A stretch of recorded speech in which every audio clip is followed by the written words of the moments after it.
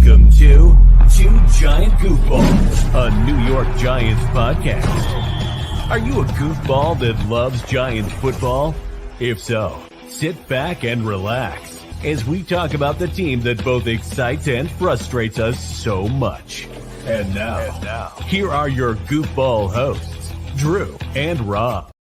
Welcome, fellow goofballs, to Two Giant Goofballs, New York Giants podcast. I am Drew, soon to be joined by Rob. He's just finishing putting away his Legos. He'll be here in a second there for you guys. But we got a lot of stuff to go over with you. Obviously, you had the Super Bowl last night. I think for any real Giants fans, it didn't really go the way we hoped, obviously. So we're going to talk about that. We've also got the latest and greatest in Giants news. A lot of talk about quarterback action going on here, too, for us. So, like I said, we're going to go over all that stuff here for you guys today. We're going to start off with going over a segment here. We're going to go away the Super Bowl stuff. That's the big one that we want to talk about there. So that just happened yesterday. Obviously, it's the kind of the big national news even here. But we're going to start off. I'm going to wait for Rob to come in for that part here. Let's go over some other news here, because other big news did break yesterday. And the big news that broke there was that Rodgers getting maybe cut soon, traded, and people already kind of speculating, is he a fit for the New York Giants? You know, Jay Glazer comes out on Twitter X there, says, big scoopage. Aaron Rodgers flew back to New Jersey last week to meet with the Jets about his future with the team, only to be told that the team was moving on from him. If that means he will be a June 1st designation that allows him to sign with any team in the league on March 12th, if he decides to continue to play. Given that Aaron Rodgers made the effort to fly back to discuss his future, all signs point to him continuing to play. It just won't be for the Jets. And guys, that's like, to me, it's breaking news that the decision already made, but I kind of expected that decision. I mean, let's be honest, the whole Aaron Rodgers Jets experiment really hasn't gone the Jets' way, that's for sure. But again, people are already speculating. Would he just go, to the other side of the stadium there and play for the Giants instead? I mean, listen, guys, well, you want to look at last year's numbers. Numbers weren't an issue for him, really, that's for sure, compared to what the Giants got put up, obviously, at the quarterback position. Would I say it's Aaron Rodgers' greatest season? No, not at all. But still put up some numbers there. 17 games. He was 368 of 584 passing wise, 3,897 yards, 28 touchdowns, 11 interceptions. Even put up 107 rushing yards, which is very, crazy considering when you look at that man. He looks like he should be selling life insurance, not quarterbacking at this point in his career. But, I don't think that that's in the cards for him or for the Giants. So let's be honest here. Again, he's an upgrade over anybody the Giants have in the quarterback room last year. Obviously, anybody they still have, because Tommy DeVito is only one technically on the roster. But considering his age, considering the locker room baggage, I mean, look at all the issues that were going on with the Jets last offseason. And they kept talking about how, Rodgers was taking over the locker room and causing issues. Rodgers was going on vacation during training camp, all these things. Do you really think that the Giants, with all the issues they have, would want to bring that circus to their stadium and their training facility and their, I wouldn't want it personally if I'm the Giants. Now, the question becomes, how desperate are they for a quarterback?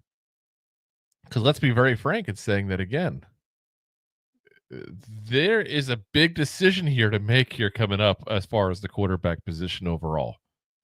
And anybody who knows about quarterbacks will typically tell you that even if you draft a rookie, unless he is a top-end talent, which, let's be very frank, none of the guys in this draft are, you need somebody to start the season potentially, if not play the whole season potentially. Unless you want to ruin risking somebody like the Colts have with Anthony Richardson. How many guys want to come here? And that includes Rodgers, for the record.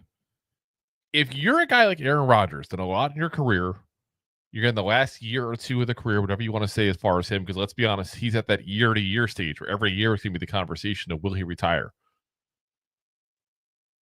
If you're a guy like that, do you want to go to the Giants? Is that the franchise you look at? Oh, I got to go play for the Giants. No. It's probably not option 1, 2, or 3 for him. As much as he's not option 1, 2, or 3 for the Giants.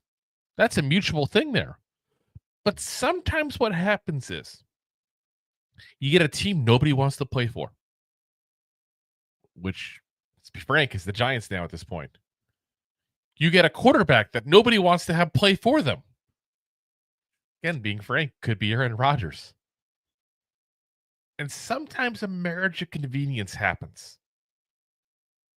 Because again, I'm not the only one saying Aaron Rodgers, end of his career, not as good as he used to be, obviously, at this point, has issues with, personality clashes, let's say, with the Jets big time there. There's always the rumors of that with Green Bay as well. A lot of teams won't take on that kind of baggage unless you think you're a quarterback away. And I already saw the people with the memes saying, oh, look at the Vikings, so it can go full on the Brett Favre route.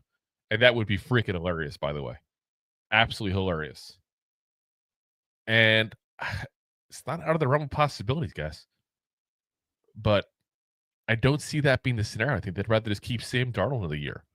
So who really would go, I'm a quarterback away. Let me go get Aaron Rodgers and just for a year and see what happens. Barring some kind of crazy offseason injury, I can't think of a single team that's in that position. So where he may be stuck at, like it or not, is taking a job with a team like the Giants as a bridge quarterback for a year or two. And let's be honest, he hasn't been known to be the best bridge quarterback, though, in the past. It sounds weird to say because the guy's, let's be honest, a future Hall of Famer. Like Eli, we talked about the first ballot thing. He's a first ballot Hall of Famer, probably.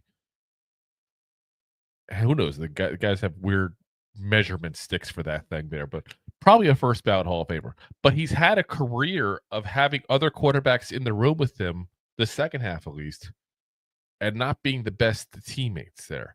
He was with Jordan Love, obviously, in Green Bay. We all know there was issues there left and right. He kind of gave Jordan Love the same treatment Brett Favre gave him when he first came into this league. It goes to the Jets. Zach Wilson obviously was there. And Zach Wilson obviously had to play a lot of last year because of the fact that Aaron Rodgers got hurt very early on. But there never seemed to be that camaraderie between those two. Of like, hey, I'm on my way out. You're young in this league. Let me show you what I've learned. I never once saw that. If anybody's just, a Jets fan and watches more Jets stuff than I do, and I'll point blank will say it, there's definitely guys out there that do. I watch Giants stuff nonstop. I don't watch Jets stuff nonstop. They may correct me on that, but everything I saw, I didn't see that. So do you really want to put a guy like Shedeur Sanders, Cam Ward, Jackson Dart, Dylan Gabriel? Would you want to put one of those guys around Aaron Rodgers? Was he going to teach them anything? Or is he going to just be kind of a jerk to them? Because that's what the rumors were he was to Jordan Love. I didn't hear too much rumors as far as how he was with Zach Wilson, really. You just didn't see the camaraderie. But you didn't see the camaraderie. That's an issue. And that's what you're bringing this guy in for.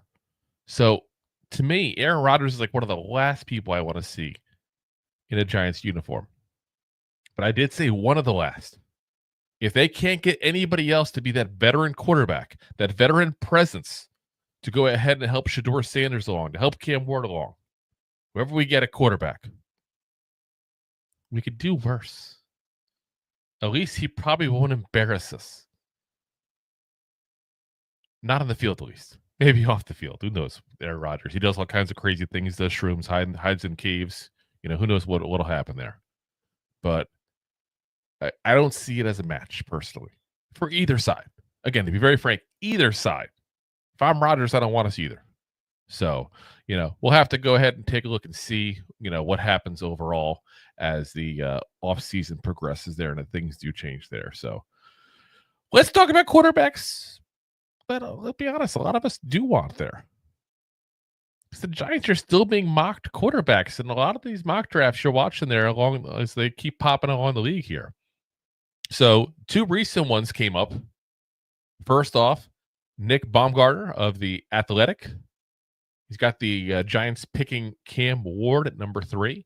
He said it's certainly possible New York will have to move up if it wants a choice between Ward or Sanders, but the Giants might be able to sit, wait, and have their pick this year. Ward has never taken a step back on his improvement track from wing T prep quarterback to Heisman candidate. And though there's plenty of heat on Giants coach Brian Daboll, I'm eager to see him finally get to work with a young passer. Okay. You want to have faith in Brian Daboll? That's fine. I'm not going to knock it. I want to have faith in Brian Daboll. He's the Giants coach. I don't have any faith in him, let's be very frank, but I want to have faith in him. So I'll take that. But I'm kind of a little taken aback by I'm eager to see him finally get to work with a young passer. You know what have allowed that option to happen years ago? If the Giants drafted a goddamn quarterback. Like, I'm not going to give this guy a pass because him and Joe Schoen are like simpatico, at least by all accounts. If somebody wanted Brian Daboll to get his hands on a young quarterback and see what he can do, you know what they should have done? Drafted a goddamn quarterback. Had plenty of options to do it. It's been 3 drafts now. Haven't drafted a single one. There's plenty of people later on this last draft even that you could have gotten. Spencer Rattler, Joe Milton. I'm not even saying you had to go to top end pick. Do something. The only quarterback move they've made besides swapping out Tyrod Taylor for Drew Lock was getting Tommy DeVito as an undrafted rookie free agent. It's franchise malpractice as ignoring the most important position on the field. So I'm not going to go, I'm eager to see him finally. No, I'm eager to see us finally draft somebody, goddammit. Eager to see us actually try to improve on that position. And that's just as much on him as it is on Joe Schoen. Because by all accounts, they're like I said, they're like that. So now, Pro Football Focus's Trevor Sigma said he's got him picking the Colorado quarterback Shedeur Sanders, the other option that people are really interested in beginning this draft. He said, I'm all about not passing on better football players to force immediate needs, but mock drafts are also done to predict rather than to copy big board rankings. It feels like the stars are aligning for Sanders to end up in New York, injecting some hope into the Giants building. And I find that interesting because it's like, he's basically saying, this is what I think the Giants are going to do. I wouldn't do it. This is what I think the Giants will do. And that's kind of a sad statement for a team that, let's be honest here, has been one of the worst teams in football for many years now. Like, it's been, take out 22, which you can call a fluke year because, let's be honest, we had a lot of things go right for us that year. We basically haven't been right for almost a decade, guys. That's bad. Like, we're right up there with the Jets, the Browns, and some of the worst teams in the league right now. So to hear someone who literally studies the draft for a living say, you shouldn't force needs. And you're all about not passing on better football players. But then this is what the Giants are going to do, he says. It's kind of scary, but he's not wrong. I think it's what the Giants are going to do. But I also can't sit there and say they're crazy for doing it. Just a minute ago, I was telling you guys the Giants need to draft a quarterback. The Giants need to get a quarterback in. I mean, how are you going to improve a position if you don't add people to it? It is the most important position on the field. It's the most important position in all of sports you can make the argument at. If there's one place to go ahead and force a pick, it's quarterback. And you know what? I keep hearing people all the time like, oh, well, if you pick the wrong quarterback, you can set a franchise back for years. If you trade up, yes, that's possible. But let me ask you this, even then, is that really the truth anymore? Were the Niners ruined? I mean, Trey Lance was a very bad pick, guys. Let's be very frank, very bad pick. And I knew it the second they made it. I'm like, this is a mistake. I remember saying that, like, this is a mistake. They had the option of Mac Jones, Justin Fields, not those guys panned out the greatest either, but they're obviously better than Trey Lance. And the Niners, have they had issues succeeding lately? Barring this past year because of all the injuries. But I mean, can you sit there and say that trade set them back? I don't think you can. People forget sometimes. Not every first round pick pans out. So you can go ahead and sit there and go, oh, I have to go get this player. This is the can't miss prospect. He could suck too, guys. There's no foolproof method. How many of us would have given money to have the Giants pick Kayvon Thibodeau and Evan Neal a couple years ago in the same draft? And guess what happened? We did, and they're not good. Evan Neal's been horrible. Thibodeau's been good, but nowhere near the level you expect to fit the overall pick to be. There's no guarantees in the NFL, except one. If you don't have a quarterback and you can't control the line of scrimmage, you're going to be doomed for some bad times. So we're at a point now where the Giants need to figure out the quarterback position. They need to figure out the lines. And they need to get back to solid, simple, fundamental football. And if you don't have a quarterback, you can't do that. It's time to get a quarterback, guys. Absolutely time to go ahead and get a quarterback there. So, all righty, let's talk about another quarterback option we got potentially here. Giants are said to be on Russell Wilson's radar. Let's be honest here. Russell Wilson's probably on the Giants' radar too. Probably is on the Giants' radar. This is coming from ESPN's Jeremy Fowler, who says Wilson loved his season in Pittsburgh and is open to returning, but is taking a see what happens approach to it all. Ex-Pete Carroll assistants believe Wilson could coexist with Carroll for the Raiders, having mended fences from their Seattle days, but others around the league are skeptical of the pairing. Wilson has also been connected to the Giants by a few people this week. He visited with the Giants last free agency, and New York is on his radar as the potential for 2025. As we got the man, the myth, the legend himself here popping on. Rob. Oh, I got It's me. I'm Rob. I finally joined the show a little late. So it's an interesting thing. We're talking about the Russell Wilson here. I know you're popping on here. Russell Wilson potentially going to the Giants. And it's interesting to see, they talk about it right from Jeremy Fowler's statement. He visited with the Giants last free agency. One thing I don't ever see mentioned, guys, and I got to point it out because it never seems to be mentioned. He visited the Giants first. Yeah. He didn't go to Pittsburgh first and then go, let me talk to the Giants before I make a final decision. He went to the Giants first. It said, nah, I'm good. And I think he wanted to play for the Giants. He just wanted to be guaranteed a chance to start. And I don't think they were going to give it to him with Daniel Jones in town there. Well, Daniel Jones ain't in town anymore. Thank God. Yeah.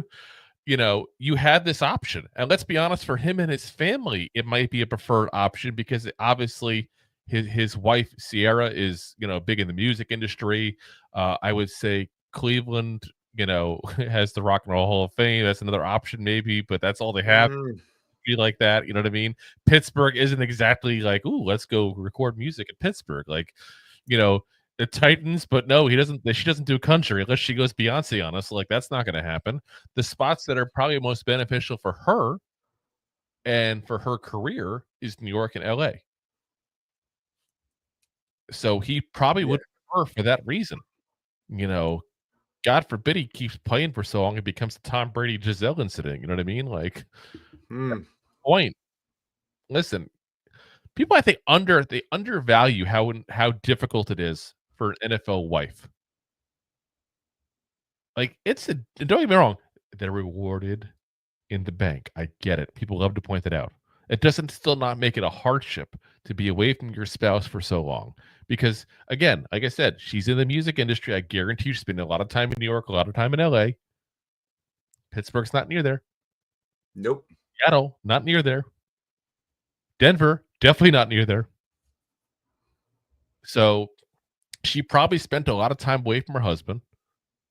And, they probably would enjoy spending more time together. That's an advantage for New York in this whole thing. And if there's one person who may want as we talked about earlier, Aaron Rodgers probably doesn't want to, even though the Jets going to cut him. We're talking about a guy who might want to play in New York, besides Jameis Winston, because his bits on the Super Bowl weekend were he's curious. been so great. Besides him, Russell Wilson is probably the other guy who wants to play here.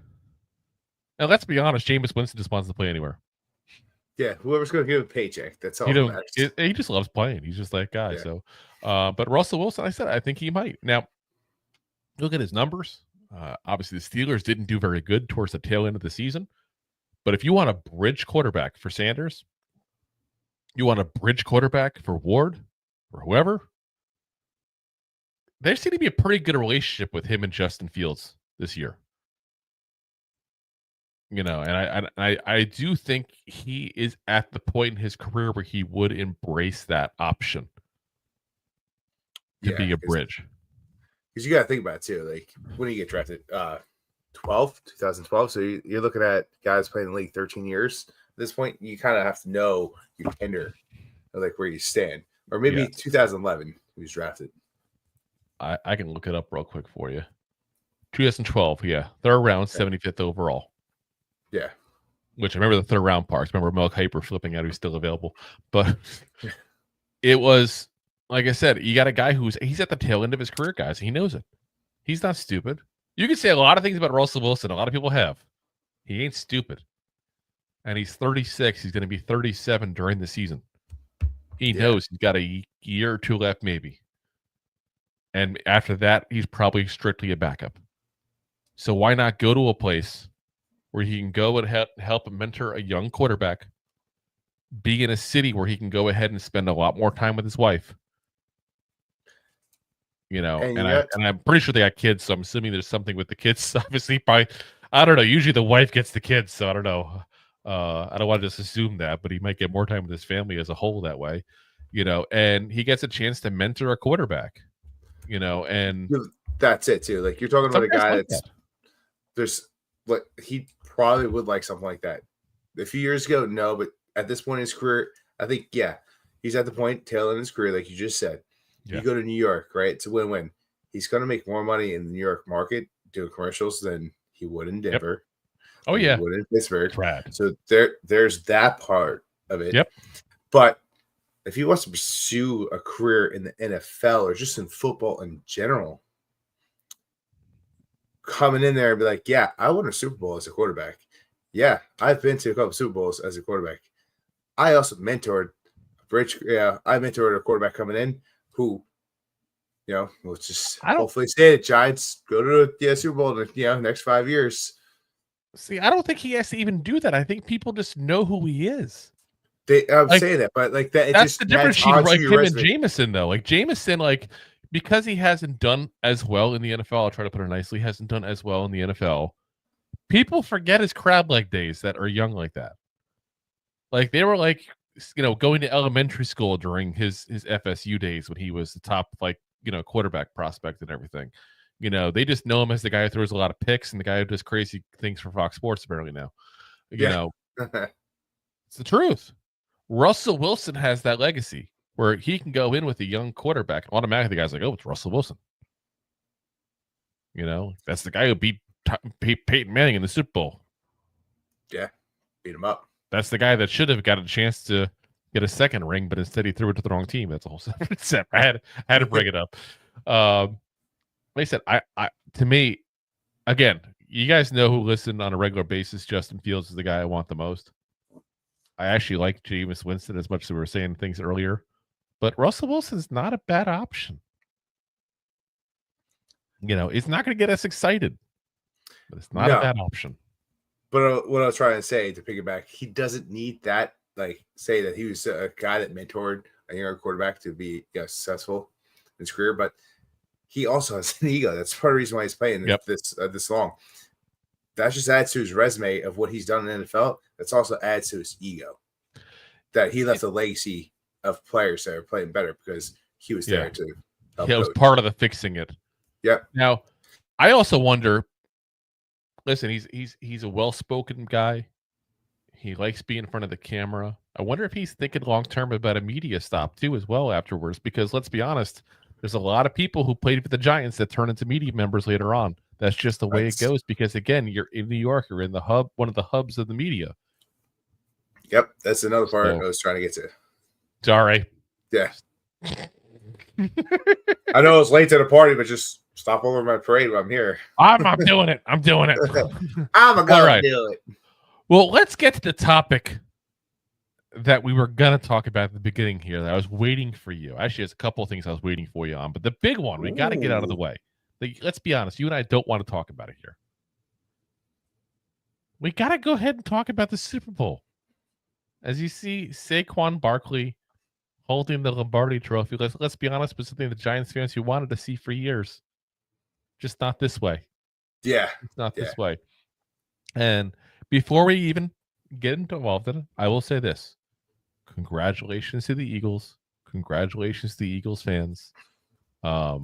It honestly, it was a well played game on their part. And I don't know what the hell happened because it's funny. I saw a thing on TikTok today, OC Umanura talking about when the Giants played Brady in the first Super Bowl matchup and how he was pointing and they knew based on his pointing when he was going to snap the ball. And apparently he had a tell that OC figured out and let everybody know. And that's why the Giants were able to get to him so often.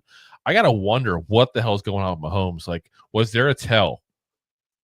Because it seems like it when you sit there and put up like a pretty much the sack record on a 4-man rush. There wasn't blitzing or anything crazy. It was a 4-man rush. Like, wow. And it's not like the Chiefs have a bad offensive line. It's just they did that night. Yeah. I mean, let's be honest. They got some good players, but they definitely don't have the Eagles' offensive line. Not that anyone has a really good offensive line here, but, they don't have it. So, I think that the thing as a Giants fan, I think it's just during the game, I was thinking to myself, I wonder how John Mara's sleeping tonight. Yeah. Because this was his worst nightmare. Like, really, this was his worst nightmare, is not only Saquon going to the Eagles, but Saquon going to the Eagles and winning a ring his very first year. First year. Now, as a Giants fan, I'll tell you this. That's not my worst nightmare. My worst nightmare is what the Giants did this year. I care much more about the Giants succeeding than the Eagles failing. 100%. Do I want the Eagles to fail? Of course. Of course. Like, I still can't believe they won the Super Bowl. I thought they would lose. I really did. There was not much doubt in my mind they would lose. A lot of young players. You got a team, obviously, the Chiefs, that's used to going to the Super Bowl. They've been there 5 out of the last 6 years. You had good defense versus good defense, and usually when that happens, you have 1 or 2 plays made by someone that makes a difference. But the offense for the Chiefs just could not get going. You can't even blame the Chiefs defense. The Chiefs defense, for at least the first half of the game, was just doing what they can, but Mahomes kept putting them in bad scenarios, and they kept being left on the field for too long, and it just...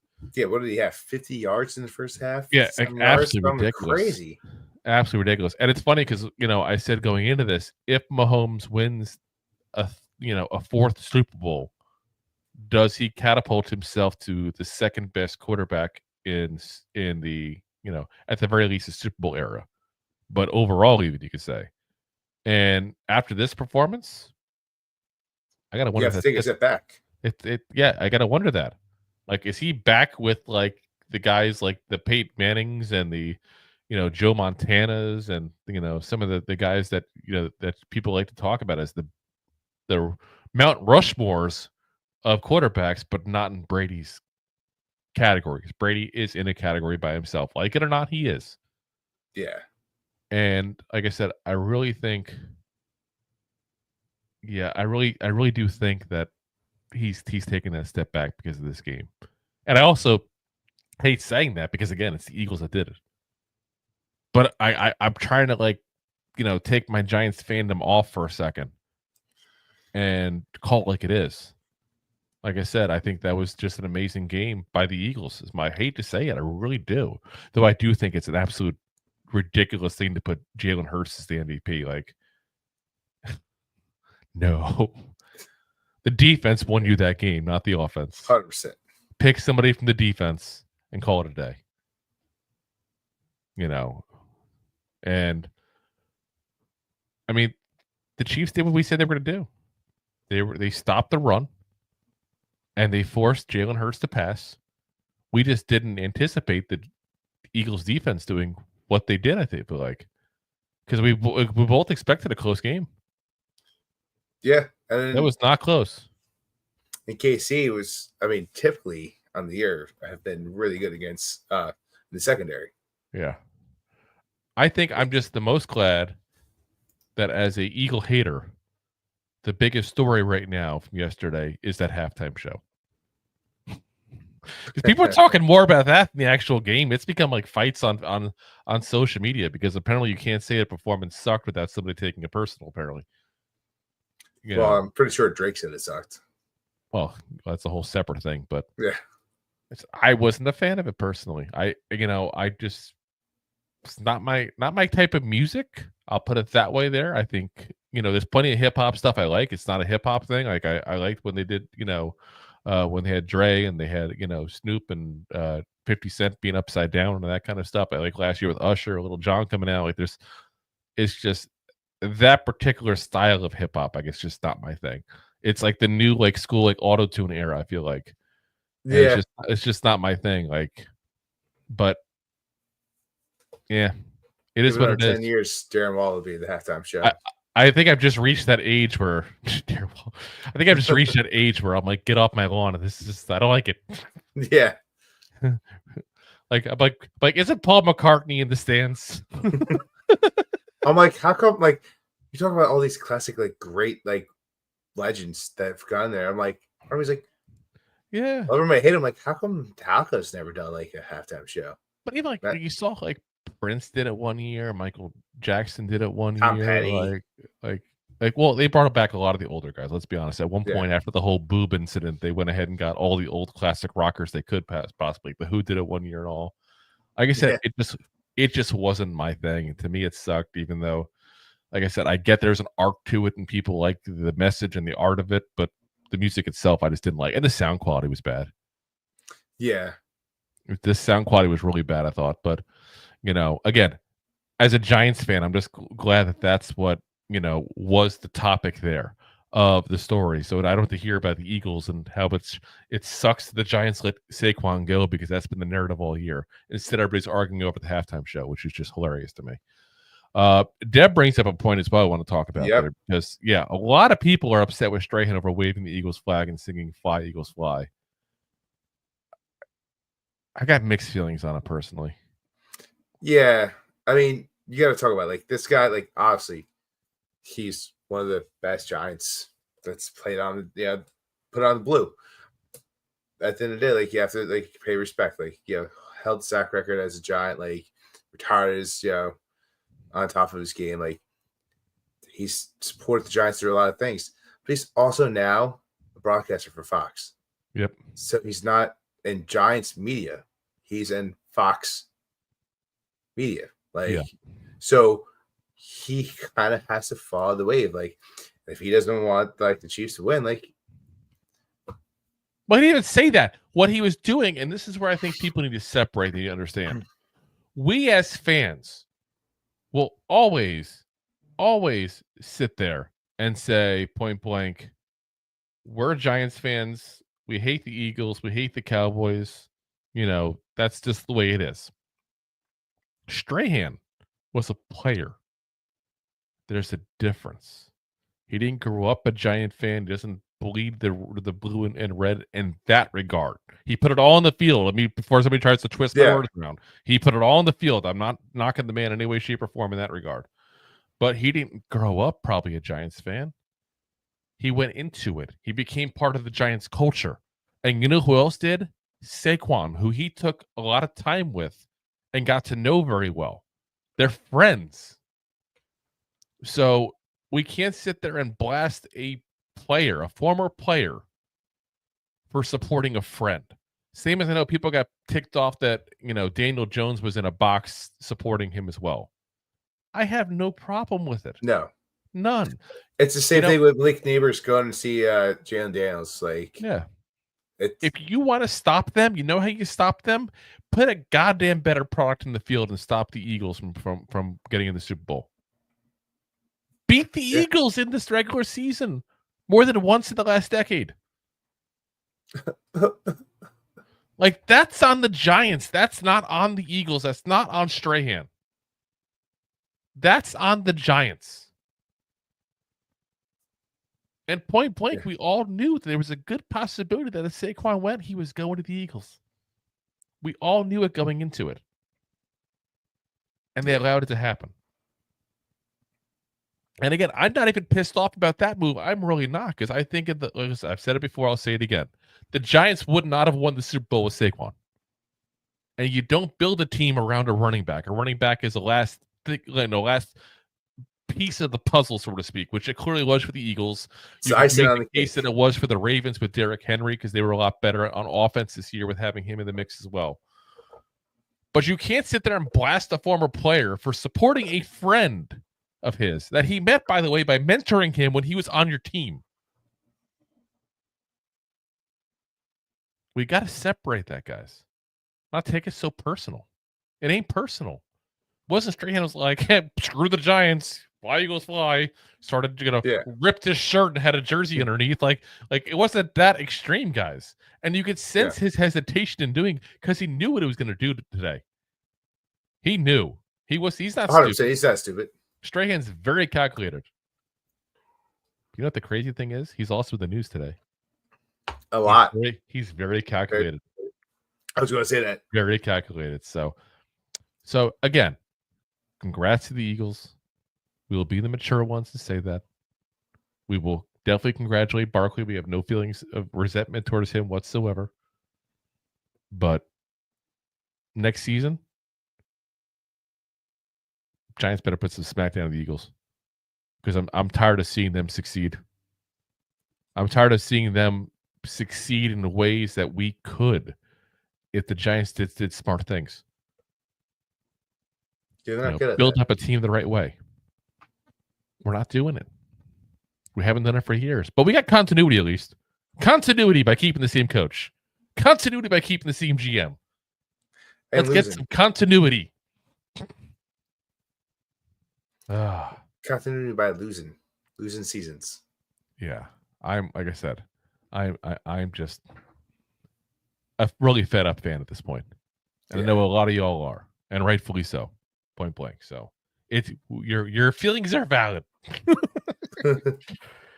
So let's get into happier news here, though, guys. We have a pretty interesting move here that happened. The Giants hired Matt Stafford's brother-in-law. With all the rumors circulating about Matt Stafford, which I'm not here to say they're true. Let me be very frank on that. I wouldn't mind it, depending on what it takes to get him. That's the caveat there, depending on what it takes to get him. I'm not giving up a first-round pick for him. But if we can get Matt Stafford, we could do a lot worse. But we hired his brother-in-law, which has everybody talking about it. So Chad Hall, he's been hired as the Giants' assistant quarterback coach. Last 2 seasons he spent as the Jaguars wide receiver coach. He spent the years before that, 19 to 22, as the Bills wide receiver coach, and was the Bills offensive assistant 17 and 18.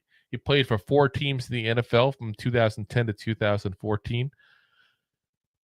And again, people are they're tying these things together like they're reading tea leaves, going, ooh, look at this. The Giants hired Stafford's brother. They must want Stafford. Well, first off, of course they want Stafford. Doesn't mean they're going to get Stafford. Now, people are forgetting. What big name coach left to the Bills in 22? Brian Daboll. So, yeah. Now, he did do the 22 season without Brian Daboll. But Brian Daboll was there for multiple years with Chad Hall. Joe Schoen was there multiple years with Chad Hall. And to sit there and say that the Giants hired an assistant quarterback coach merely to ploy his brother-in-law to come here is point blank extremely disrespectful to the time Chad Hall has put in as an actual legit NFL coach. Like, this wasn't some guy they hired off the streets that has no resume whatsoever. Yeah. And you can sit there and say, oh, well, you know, he's never been an assistant quarterback coach before. That's valid. But on the hierarchy, he was a positional coach, and he's dropping down to an assistant position coach. This is actually a step down for him. So, yeah, it's kind of crazy. And people are also assuming they have a good relationship. Who knows? He may be like, I don't want to work with my brother-in-law. Not every family member loves spending that much time with family members. He's like, I'm going to have to see my sister all this time? Screw that. Yeah, I could imagine that kind of scenario. Like, that could be an issue. I mean, imagine like if you had to work, like, let's say hypothetically, 3 nights a week with your cousin-in-law. Oh God, just sounds terrible.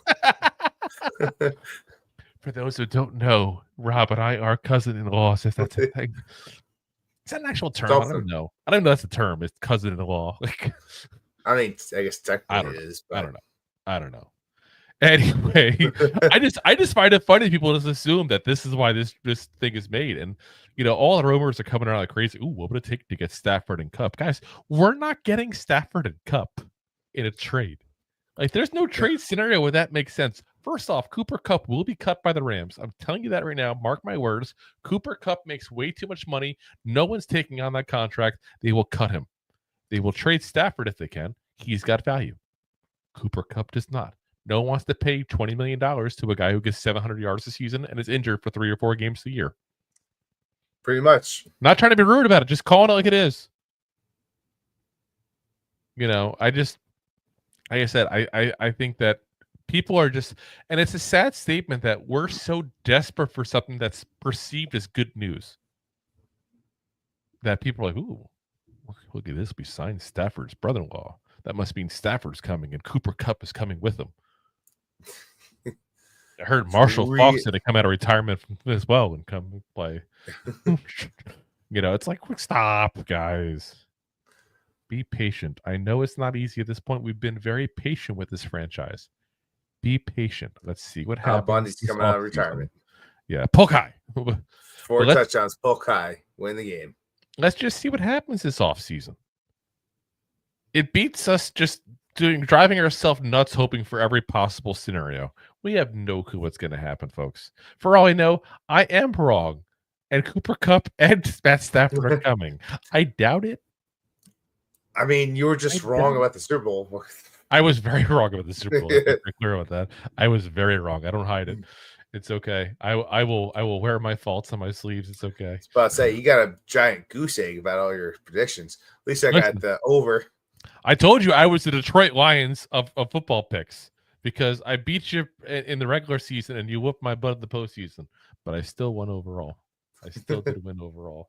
So, all right, let's talk about some other options for quarterbacks here, some legitimate options, because NJ Advanced Media went ahead and asked a whole bunch of people here, as they call them, quote unquote experts.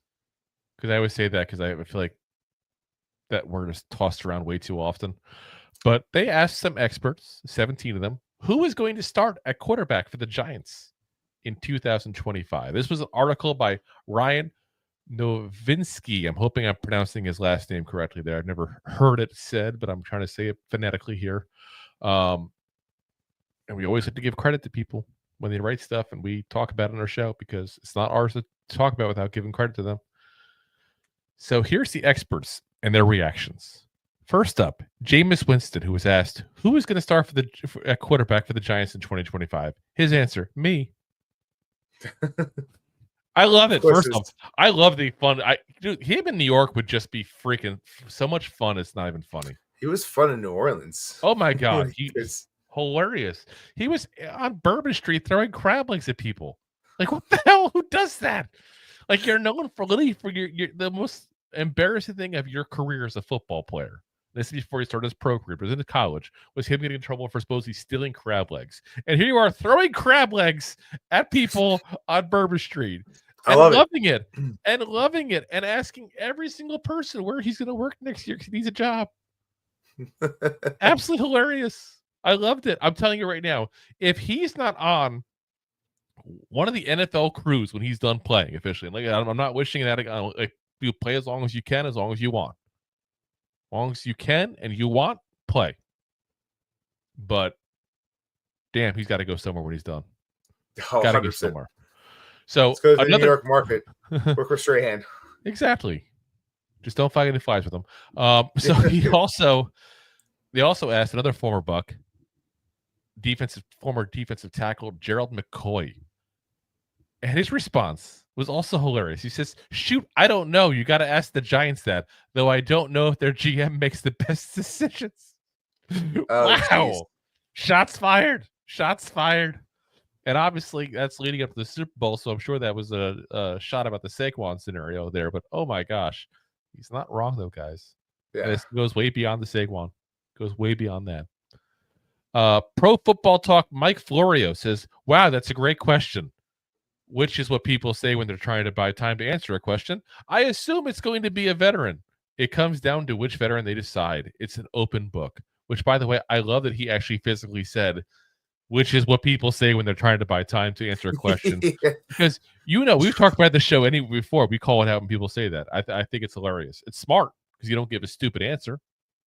It's a good thing for young people that are in, media relations and stuff and have to talk with the press to learn to say. But it's just hilarious that he called himself out on it. And he's not wrong, I think, on that, too. I do think he'll be a veteran, at least to start the season. Yeah. To start the season. NFL Network's Tom Pelissero. He says, "Oh, man, my bet is that they get one of the guys in the draft, but it's early, man. Way too early." Now, he's also right. I just don't think that's who starts for the Giants.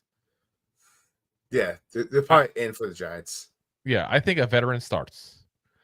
Then they came across a GOAT while they were there, and they asked him.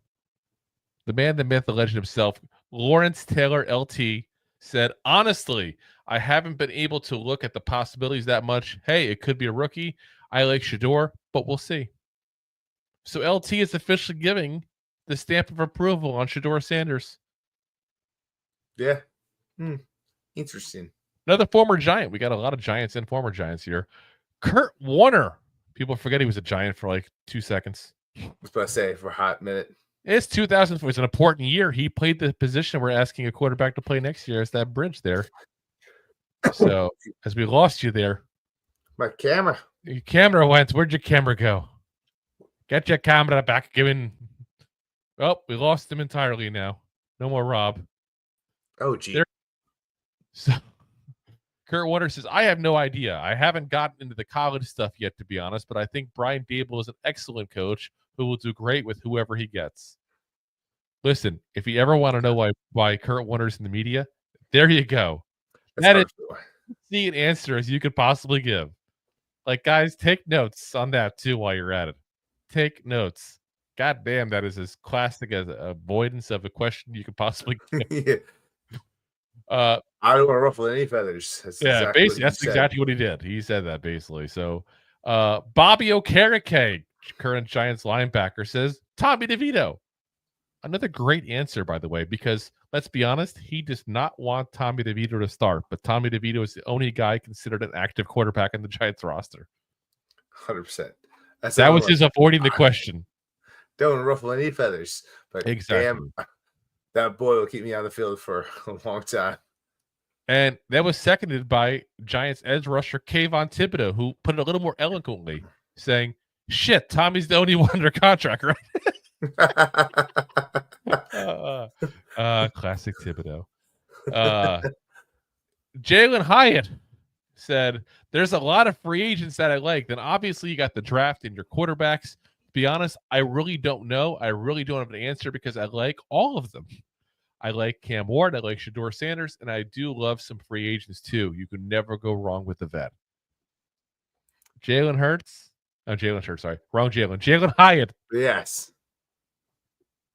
When your career is done, which might be soon the way you're playing, You have a future in the media, sir. You have a future in media. Like, goddamn, that is as good an answer as you're going to get. I love the fact that there's like nobody's given any stupid answers that's actually associated with the Giants right now. You know, Jameis Winston's was funny and Gerald McCoy's the only crappy one. So, the NFL insider Ian Rappaport said, "My guess is it's a rookie first rounder. I don't know how it's going to happen, but it's an obvious quarterback need. They've done all the homework. Joe Schoen and his guys have been out the entire season doing as many visits as you can imagine. I don't know which rookie, which I know is not very exciting, but I'm almost certain it's a rookie. Then they sign a bridge quarterback to come in and hold the spot until he's ready." Which is interesting because he's saying it's a rookie, but then he's saying it's not a rookie. I don't think he understood the question. Could someone repeat the question, please, for Ian Rappaport? Far be it for us to correct Ian Rappaport. He's obviously got much more clout in the business than we do. But, yeah, he basically said a veteran after spending the first 5 minutes discussing rookies. Probably. I mean, he's not wrong. I mean, as I say, he's a smart guy. He understands the game and understands like how to win football games. Yeah. Like, get yourself a bridge, just like we said. Yep. He's probably going to start the year. We'll finish. And at this point, we are like Simon and Garfunkel. This is a bridge over troubled water. Oh, I went there. Oh, you did. Now, if you're going to ask LT, you got to ask Phil Simms, right? Phil Simms says, I think they like Cam Ward, but I don't think they can get Cam Ward. Man, it'll probably end up being like Sam Darnold. Wow, did he just make Sam Darnold seem like a consolation prize? After all the goddamn answers we've gotten that have been good. Like, really well said, well thought, don't piss anybody off answers except for Gerald McCoy. But here's Phil Simms saying, yeah, they probably want Cam Ward. They won't get him. They'll be stuck with Sam Darnold, basically. Wow. Oh, my gosh. And this is a guy that's in media, by the way, guys. All we said should join the media stuff eventually. No, this is a guy that's in media and has been in media for quite some years now. Oh, my God. Quite some years. CBS Sports Radio, Zach Gelb says, it's Shedeur Sanders. I want Shedeur in a big market. It would be so fun. Yeah. Honestly, I think it's Shedeur Sanders. Personally, it's going to be. But I'm more with Ian. I think it's going to be a veteran with a rookie. And you're going to see the veteran probably start the season, and yeah, I mean, Shedeur is going to be the guy, guys. Spoiler: it's going to be Shedeur Sanders. 85% sure. It's going to be as long as he's available, he will be a Giant. I'm telling you that right now. That's the way it's going to be. Things will never be the same. Do-do-do, do-do-do, do-do-do. That's just the way it is. Pro Football Focus is Trevor Sycamore. By the way, it's the second time we've talked about him in this episode. I think it's the first episode we ever talked about him. That's 2 times 1 episode. Kudos to you, Trevor. Kudos to you. He says, you talk about Dion being involved and where the Sanders family would want him to go. New York is that place. Merritt is pissed off to be great.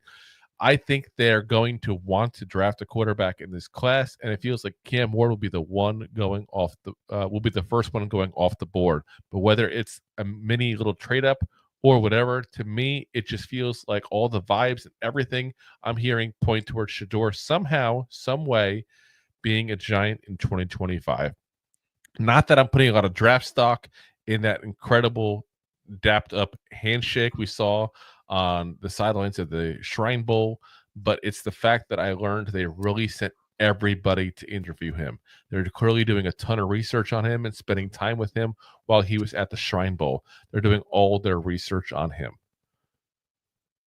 I wonder what inside knowledge he has on the research they've done on Cam Ward, because I gotta say, and this is part of what I keep on saying, I think it's Shedeur Sanders as well. You always hear that. Giants did all this work on Sanders. Giants did all the work on Sanders. Giants went to go visit Cam Ward. Done. Yeah. Like, they don't go on and on about it. Now, I will say this. Keep in mind, this is the same front office that wanted nothing to do with Kayvon Thibodeau supposedly before the draft. So you have to remember there's a lot of BS spins and all kinds of crazy misdirections going on this time of year as well. It could be the Giants freaking love Cam Ward and they just don't want people knowing that. I personally think they want Shedeur Sanders, but this time of the year, you never know. There's so much deflection. There's so much BS going around. That's just the way it goes. ESPN's Mina Kumis says, Shedeur Sanders is my uninformed speculation based on what everyone is saying. A young quarterback is definitely the way to go for them, and they clearly like him. Okay. I like that she at least admits she has no inside knowledge. I don't know why she was included in this. Here's the experts. I have no knowledge. Don't talk to me. Like, you've kind of lost that expert status there with that. Former Falcons GM Thomas Dimitroff. I always mispronounce his name. You know him, Tommy Boy. He says, I have been reading all of this about Shedeur Sanders and how he's going to come in there and be the savior, of course. I'm not convinced yet about what the top 2-3 quarterbacks are going to be. Of course, having interviewed for another New York team, I was wondering what they were going to do with their quarterback situation as well. This is a really interesting draft for quarterbacks. I can't give you the exact answer. I think it's probably is more Shedeur Sanders, which, by the way, that right there is interesting because he did mention the fact that he asked the Jets about it. So he has some knowledge about what's going on that side of the New York there. But yeah, I think he's right. And I think he's not wrong for sitting there saying that he's not so sure on what these quarterbacks are. I can't sit there and say that either. I can't. ESPN Mad Dog Chris Russo. Remember him from the old Mike and the Mad Dog days where I still remember him from? Yeah. It seems weird to me still to see him on ESPN. He says, I don't have the answer for you. I don't think he's on the roster. First off, they technically don't even have a quarterback in the roster. They haven't even signed DeVito to any kind of contract yet. Anyway, he says, lock Tommy DeVito. It's not going to be them. Maybe Shedeur, but I don't think he's a first-round pick. I don't think it's going to be him. I don't have the answer for you, which tells you all you need to know. That's why it's interesting, because I don't have the answer. I don't like Cam Ward. I don't love him at all at Miami. I thought he was very shaky at Miami. Would Darnold come back to New York? No. I don't know. I don't think he's coming anywhere near New York City. You know what? Maybe Kirk Cousins is possible. First off, if that is not the most Mad Dog answer anywhere, point blank. Like, seriously, like the ramblings of that man, the absolute ramblings, insanity. Yeah. Absolutely insanity. It's like he does that and he just rambles and rambles and rambles and rambles. But I don't know, Kirk Cousins, you think that's I don't know. Probably gets so many spots that need quarterbacks right now. And it's so hard to tell because there's a lot of veteran quarterbacks that'll be available. A lot that will probably be cheaper than there. Yeah. Yeah, correct. So we'll see what happens. Yeah. All righty. Before we get to our next segment, Dakota, I see you there in the chat. I see you in the chat. We were finishing a segment. I saw you. Don't you worry. I'll give it to you. World champions. Like I said, we missed that segment we had. Congratulations on getting a second ring. You know, like I said, point blank, the Eagles played better. They did. He says, is Jalen Hurts good enough for you yet? No, he's not. He's still a mid quarterback. The defense won that game. Point blank, the defense. Not Jalen Hurts. So, I said, I'll congratulate the ring, but you ain't going to change my opinion on Jalen Hurts. Point blank. So, all right. Let's get to, we got a couple more segments here. We're a little out of turn here. So let's get into where we were here because I maneuvered around for you, Rob. Let's see here. We got to talk about Drew Phillips, who's been named the unsung hero of the New York Giants there by NFL.com's Kevin Patra. Says, Shane has taken a lot of L's recently, but Phillips is a W. It's not wrong there. It says the third round pick looks like a steal after year one, proving to be the Giants' top cover man. He led Big Blue with a negative 7.2 target EPA and was the only New York corner with a negative EPA per target, negative 0.17. The Giants desperately need help on the outside of the defense heading into 2025, but they should feel confident in Phillips growing in the slot gig. Between Neighbors, Phillips, and Tracy, the Giants' 2024 draft class produced multiple building blocks. And I think that's probably the only way as Giants fans we can try to show a little positivity is talking about everything going on with this draft class. It's a good draft class. It really is. And I think it's fair to sit there and say that's a positive. We got a really, really good running back potentially in Tracy. That's at the very least going to be part of a good stable, so to speak, of running backs. Like he may not be ever a lead back, a 1,500-yard guy. He may never be what Saquon was. But I think he's still good as a legit running back and a guy who could put up 1,000 a season. And he came close to doing it this year while barely getting a chance to run the ball the first couple games. So I like him. Tyler Newman, we talked about him. I still want to see him do a little more ball hawk. I want to see that part of him. You saw it in Minnesota when he played there. But he still was a pretty good safety for a rookie. Malik Neighbors, one of the best rookie seasons of a wide receiver ever. And this is coming from a team that had, another one of the best with OBJ. And you can sit there and have a legit argument of who had the better offensive, rookie season there. Was it Neighbors? Was it OBJ? And maybe that's a discussion for the day we should have. But, then you throw in Drew Phillips, who point blank had an amazing rookie season for a guy we thought would be a project. We thought project. You watched him on tape in Kentucky, and he looked like a project. And we got to give Jerome Henderson a lot of credit. Obviously, he's no longer with the team. Got a lot of the blame for what happened with Banks. Obviously, he or somebody on his part of the staff did something right with Phillips. And this is why I hate to see him go. But Drew Phillips, honestly, surprised. And we've talked about before where we patted ourselves in the back a lot for being right with the draft. And rightfully so. I do think we do a lot more hits than we do losses on it. This was a loss for us. And I'm glad it is. This is why I say all the time, we will root for the Giants over our own statements and opinions being right always. I thought Drew Phillips was a reach. I thought a project. And solid rookie season. Absolutely solid. They clearly saw something in the film they liked that they thought they could have fixed.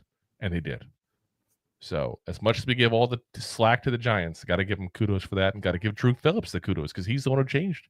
He's the one who improved. He's the one who got there. So like I said, at least some good news we can give you today, right? Just a smidge. A smidge. All righty, guys. Let's pay the bills real quick. Then we got one last segment here.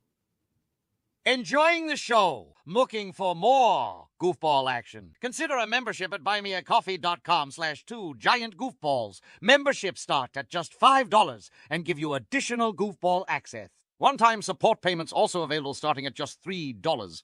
buymeacoffee.com/2giantgoofballs. All righty, guys. And of course, you can always support the show by doing super chats there on YouTube, by doing stars on Facebook, or the freeway as well. It's just perfectly fine at that point. Hit the like, hit the subscribe, hit the share button. Let a friend know about the show because point blank, we suck at marketing. And without y'all helping, the show doesn't grow.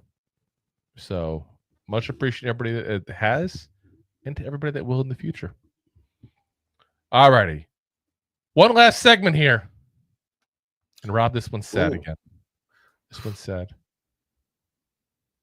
Giants. They're the NFL's second worst team in the league, which first off, I'm just glad we're not the worst, but still the second worst. That's not good.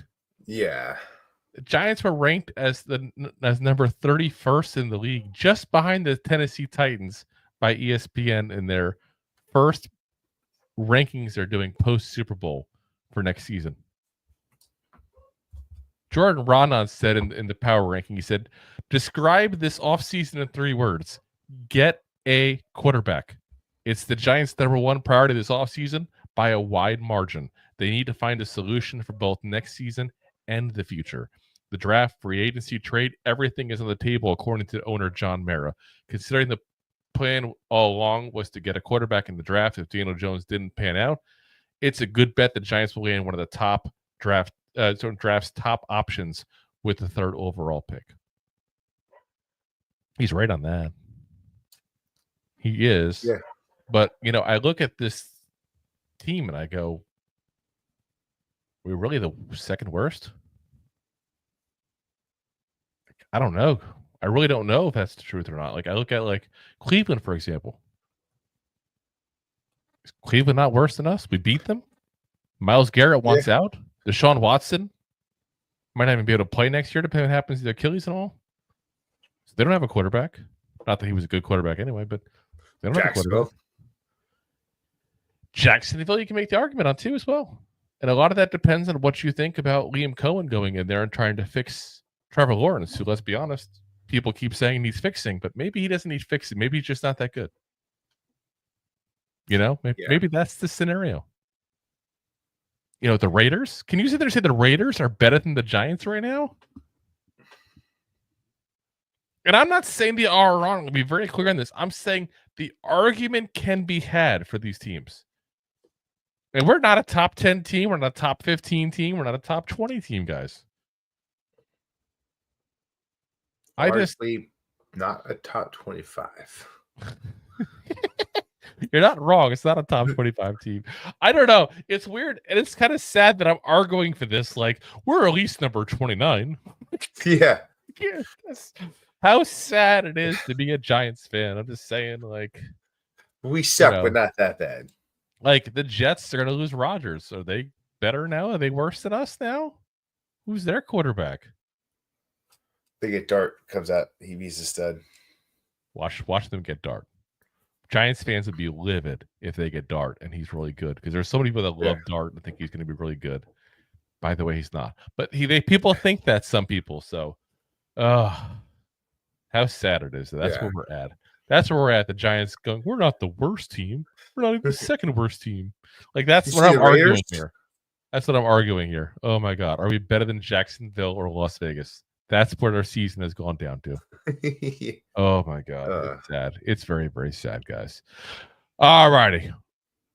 That's going to call it a night for us, guys. We're going to be back again Wednesday night for you guys, 9 p.m. Eastern Standard Time. As always, we are live on YouTube, Facebook, Twitch, X/Twitter, and, of course, Rob's favorite, my LinkedIn profile. And, of course, as always, we are available the next day on all the audio podcast platforms.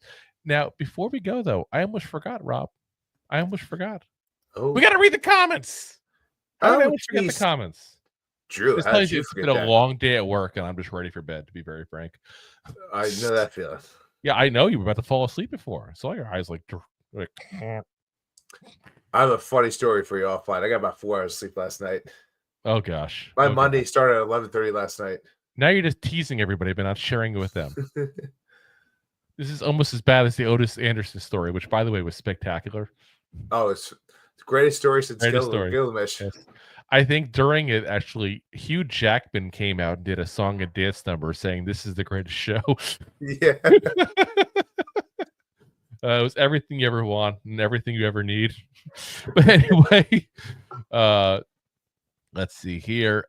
Deb said, talking about the Aaron Rodgers situation, said also means Jets may want to trade up for a QB in the draft. Yeah, I mean, that's a very valid point.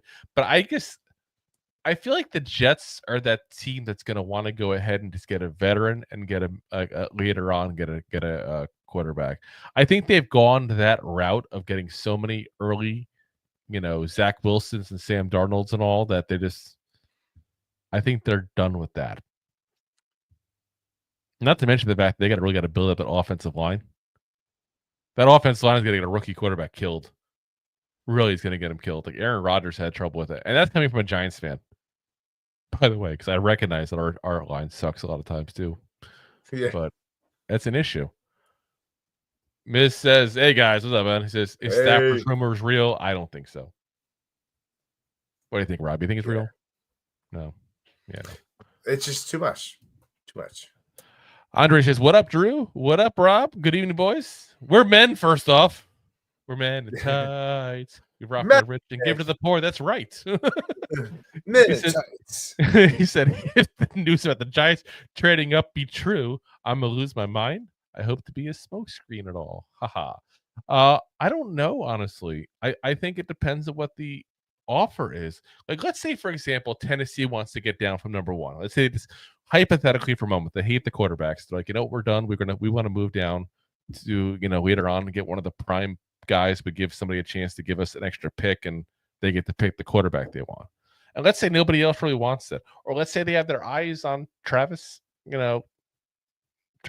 Let's say they want him. Let's say they want Will Johnson. They want Abdul Carter, one of those kind of guys. Maybe what they end up doing is saying, you know what? Giants aren't offering much, but we can still get the player we want. Because there's the difference there. Still getting the player you want and getting a pick. Yeah. Or trading back later on and not getting one of the prime guys. There's not a lot of prime guys in this draft, guys. There are not a lot of prime players. They're really not. And I feel we're saying that with Sanders being in the draft prime, but there's not that top tier talent like crazy. There's like 5 or 6 guys. That's it. It's like, and by the way, it's not one of the quarterbacks. It's like going to the China buffet, like right between lunch and dinner. Mm-hmm. Kind of what this draft is. Yeah. Now I want to go to a buffet. I do love a buffet. Buffet. Buffet. Let's see. Mike says, saying shouldn't draft for need seems to not understand the word need. Yeah. Well, you could say the segment as a whole, because technically the Giants don't need to draft a quarterback. It's not like the world's going to come to an end. It's not like the franchise is going to cease to exist. It's not like there's not other options in free agency, but it's probably in their best interest. Yeah. It's a need for the team to get a quarterback. That's for sure. There's other avenues. Andre says, honestly, I'm okay with the Eagles Super Bowl win. If that means to be back on track, they are on hot seat and $46 million to spend. They will try to not miss this time. If you're expecting the Giants not to mess up, prepare to be disappointed. I'm sorry. This is where my negativity just gets gone there. Until they prove us otherwise. Yeah, he says, I hope the light isn't a train at the end of the tunnel. Well, hopefully not. But listen, we've already been smacked by a few trains, it feels like, as Giants fans. So, it is what it is. I'm sorry. I'm going to mispronounce the hell out of that here. Or Uno. We're going to call you Uno. Says, salute Drew and Rob. What's up? I feel bad whenever I butcher a name, because people butcher my wife's name all the time, being the spelling of it. So yeah, which is a very easy name to actually pronounce, but not when you see the spelling of it. So yeah. So like I said, I get it. I just feel bad when I do. Deb O'Sheard said that we would put that up. She says some fans want his number unretired, talking about Strahan. That's BS, by the way. That's utter BS. Like, if you want to unretire a guy's number because something he did when he was retired and no longer played for the team, BS, guys. That's ridiculous. And I get it. You broke some unspoken rule and you guys are all butthurt, but chill out. Yeah. I mean, also, let's face it. Next Super Bowl, no one's going to remember what Strahan did. 98% of the people won't remember what happened. There'll be some people that will. There will be. That's why I said 98. Yeah. There'll be some people, that's for sure. And I think if you want to get on somebody, get on the Empire State Building still for showing the Eagles colors last 2 times they got the Super Bowl. Because I'll tell you this right now, you ain't ever going to see the Liberty Bell in red and blue. Nope. Yeah, ever see Independence Hall in red and blue. You're never going to see Betsy Ross's house in red and blue. You ain't ever to see Pats or Genos in red and blue. You won't see the Rocky statue in red and blue. I'm running out of Philly landmarks. That's about it. Okay, that's probably it. Yeah, but there's also the homeless guy in Rittenhouse Square. Well, New York has their own as well. Don't you worry. Not as much. Oh, they got the love sign in Philly. That's what they have too. They got the love sign, which is already in red, but they will not put blue on it. Although they have dinosaurs on ice right now, I have to say.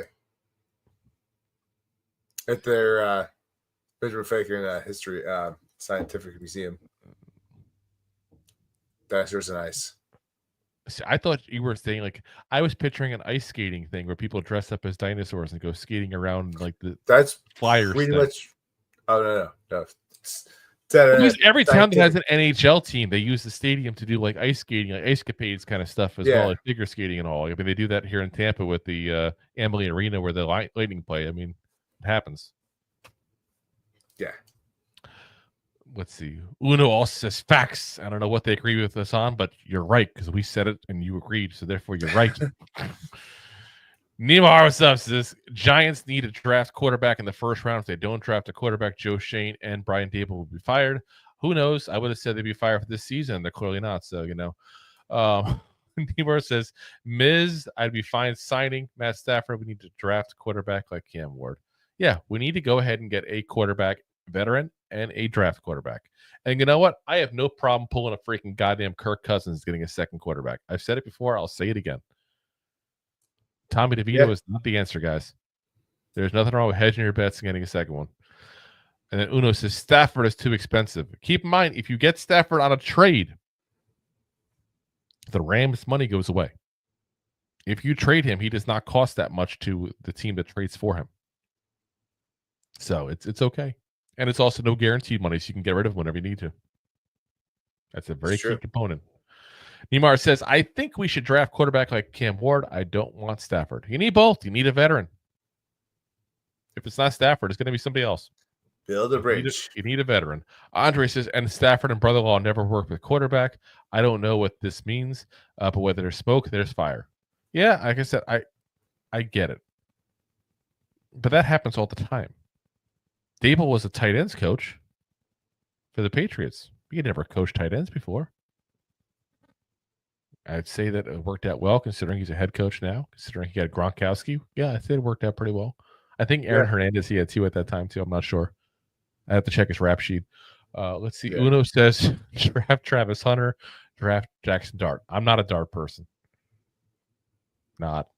I don't want to speak for you, Rob, but it's not. I got to watch more tape before I actually give it the answer. But so it just scares me away. He reads defenses. Uno says, draft Travis Hunter, draft Jackson Dart, bring Marcus Mariota as the bridge and work on building up the rest of the team. Nice budget-friendly moves. I say budget-friendly moves are not going to move the team much. Yeah, it's like that Kia. Like, look at all these extra parts as your desk falls apart. It's like flying Spirit Airlines. By the time you pay for all the baggage and the food, you might as well fly in a real airline. Unless it's a quick 1 hour flight. You never know. I want to go to I want to go Vegas because next year the Giants are playing New Orleans, and I want to go there. Nolans, and then nice little weekend trip. And I probably would fly Spirit in that scenario because I can just put a book bag with me for the weekend. It's no big deal. Yeah. Actually, no, I take it back. I had to bring the recording stuff with me, so yeah, that wouldn't work. But that's definitely going on carry on. Yeah, that is definitely a carry on there. Neymar says, I wouldn't mind Shedeur Sanders. Malik Neighbors' answer was awesome. Talking about the quarterbacks, says Malik Neighbors said they should go get Shedeur Sanders. Yeah, I'd heard that. Again, this is why Neighbors needs some coaching with the media because look what he said about Daniel Jones last year. And obviously, that's not something you say when you're going to a team potentially. You also don't say as a team, I want Shedeur Sanders because guess what happens? If you don't get Shedeur Sanders, everybody else feels like the silver medal. Yeah, second best. He says, guys, I don't think Shedeur Sanders because Dad doesn't want him to go there. I think Dad wants him to go there. Point blank. I think the opposite. I think he knows that. I think he has to know his son's not prime product, if you will. Yeah. Use that analogy. Put him in the spot that's going to make him a lot of money fast. New York market, Giants have the history, and then if he succeeds over here, looks like a hero, makes a lot of money elsewhere. Yeah, I just think I don't think that's in their mind as far as him not succeeding. I think they just think point blank he's going to succeed, and why not succeed in the biggest market? Because they definitely have egos, which is fine. Have the egos. I'm good with it. Let's see here. Dakota, by the way, put the two comments up together because he said that Rob has a cool haircut. Said, I mean it, Rob. Look sharp. Have a good night, guys. And like I said, Dakota, man, we'll always give you crap, man. It's all said with love. Appreciate you coming on, man. Let's see, Frank. I'm not putting up your go B word. Yeah, get out of here. Not putting it on there. No, I can get out of there. No, watch the show. Here's a fox. Just saying. Hurst for real says we're not getting Stafford. I don't think so either. Andre says totally agree. Hurst is okay with an awesome team behind him. Exactly. And I'm not trying to say he's not an NFL quarterback. He's an NFL quarterback. He's just not that good at NFL quarterback as people think he is because of the team around him. Great offensive line, great running game, two really good receivers, good tight end. I mean, what else could you want as a quarterback succeed? Yeah. Like, really, I'm being honest. What could you want? And you notice what happened this season when the Eagles really started getting rolling, and they said it right on the Super Bowl telecast, by the way. And I love they said it because they didn't mean it as a disrespect to Hurts, but they just pointing out the truth. Kellen Moore said point blank, this is what they said when they interviewed him, that the Eagles learned that they played better when they ran more than passed more. What does that tell you? They played better when the ball was in Saquon's hands, not Jalen Hurts. Yeah. That's not an indictment that you want to have as a quarterback. We're better off not using you as often. That's basically what they just said. Nemore said, I agree with you guys. Defense won the game. Exactly. It said the fact that a defensive player did not win that MVP to me is a travesty. But that's always the way it is. Defense usually never gets the credit with MVP stuff, which is sad. But never, just rarely. And then Uno says Eagles defense and offensive line are top notch. Exactly. Let's see here. Andre says, in all my mock draft, I'm selecting defensive line in second round. If we trade our 34 for Stafford and get BPA in third, or trade down to accumulate pick would be good. Will be good at all. I mean, it depends what you got. I just hate going into a draft saying in the second round we need this position. I don't like that, but we've done it ourselves in the drafts. We've gotten defensive linemen before in the second round. It's a good spot for in this draft. It makes a lot of sense to do, but the numbers and the players have got to go in that route. It's got to be, this is where we're drafting. Here's this player we like. He's available. We think he's the best player. The only position you reach for is quarterback. That's it, guys. Everything else, you take the best player available, assuming the best player available is not a quarterback if you already have one, or a kicker or something like that. Take him in the fifth round. Yeah, like you'll figure it out. Look at like the Chargers this year with Joe Alt. They figured it out. They moved to the right side of the line because they took who they thought was the best player available. Worked out pretty well for them. Yeah. You take the BPA. Uno says, didn't we lose most of our games by one TD or less? Yes. Andre says, yes, one touchdown or field goal. Sean says, guys, I was born and raised in New York City, but these days I live in Delaware, but work in Maryland. So this past season, a lot of hell for us Giants fans. Yes, 100%. Definitely not cool, that's for sure. Andre says, we had a good but not awesome defense before the injuries. I still don't know what we had. Yeah, I don't. It's hard to know without what the offense, the way it played, with the defensive injuries. I just don't know. Brian, we see you there. Appreciate you watching the show, but yeah, I'm not putting that up on there. It's the rule. If you say anything positive about a team that's not the Giants, it's not going on there. Not doing it. Uno says, sorry, Drew. Jackson will prove you wrong. Listen, especially if Jackson Dart goes to the Giants, I'll be happy to be wrong. I got nothing against the kid. He seems like a very nice guy by all counts. I just don't think he's that good. Then we got a nice spam one on Twitch. All the Twitch comments are usually spam stuff. I don't know what it is. Twitch and spam.